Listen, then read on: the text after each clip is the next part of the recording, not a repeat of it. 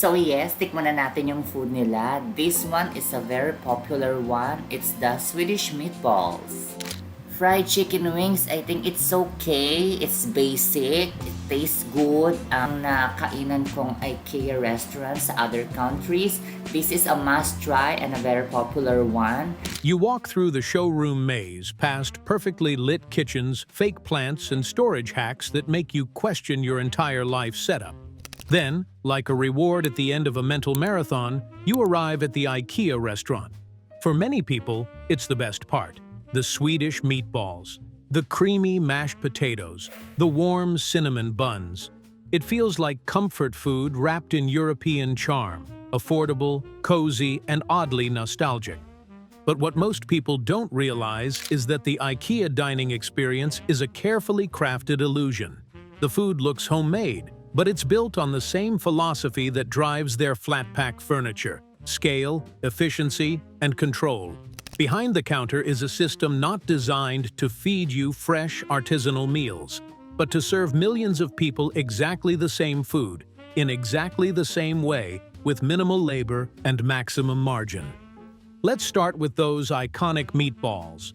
According to IKEA's own admissions, they sell over 1 billion of them each year. But they're not handmade in-store by skilled chefs. They're mass-produced in industrial food factories in countries like Sweden, Thailand, and the Netherlands, frozen in bulk, vacuum-packed, and shipped around the world.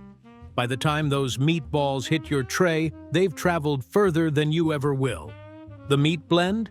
A mix of beef and pork, heavily processed for uniformity. The taste is engineered to please the average palate. Salty, fatty, slightly sweet, enhanced with binders, preservatives, and emulsifiers that help them survive long journeys and flash heating methods. You don't get real caramelization, no pan-seared texture, no variation. Every bite is predictable, which is exactly how they want it.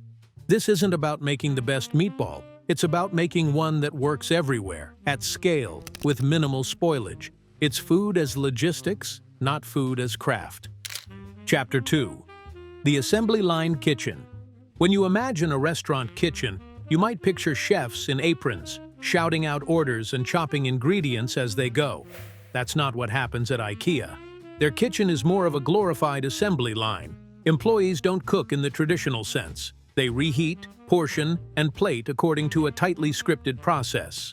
The dishes are pre-cooked off-site. Frozen meals arrive in pallets. Soups, sauces, vegetables, and proteins, everything is vacuum-sealed and labeled with batch numbers. All the staff has to do is reheat it in special ovens or industrial microwaves and plate it according to internal guidelines. Even the gravy for the meatballs comes in frozen blocks that are thawed and whisked into consistency. That creamy mashed potato you're eating? Most likely powdered or pre-whipped in a factory, then hydrated and reheated to meet portion demand. The chicken tenders and veggie balls? They arrive fully cooked, breaded, and flash frozen, then dropped into an oven until the outside crisps up. There's no room for improvisation.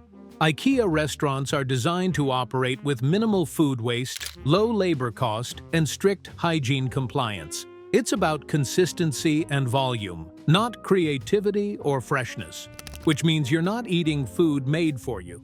You're eating food made for the system. Now, that doesn't mean the food is unsafe. In fact, IKEA's centralized production and frozen chain often reduce the risk of bacteria compared to some smaller restaurants. But it does mean you're eating industrial-grade meals dressed up as homemade comfort food. The illusion is strong, and most people never question it, because the vibe is so relaxed, the trays are so colorful, and the price is so low. But the low cost comes at the price of transparency. You see the smiling cashier, not the manufacturing plant. You taste the salt and cream, not the additives and transport logistics. IKEA doesn't want you to see food, just feelings. Chapter 3. The hidden ingredients you never asked for. The clean aesthetic of IKEA makes everything feel healthier than it is. The cafeteria tables are minimalist. The plates are simple. The food is modestly portioned. But under that modesty lies a menu filled with hidden sugars, sodium overload, and a long list of ingredients that wouldn't belong in a home kitchen. Take the gravy. What should be a simple sauce of meat drippings and flour is instead a mix of starches, soy derivatives, maltodextrin, and artificial flavorings. This is necessary for bulk processing, long shelf life, and taste preservation after freezing and reheating. But it also means the home-style taste is manufactured, not simmered. The plant-based options aren't much better. IKEA made headlines for launching vegan and vegetarian alternatives like the veggie ball and the plant-based meatball.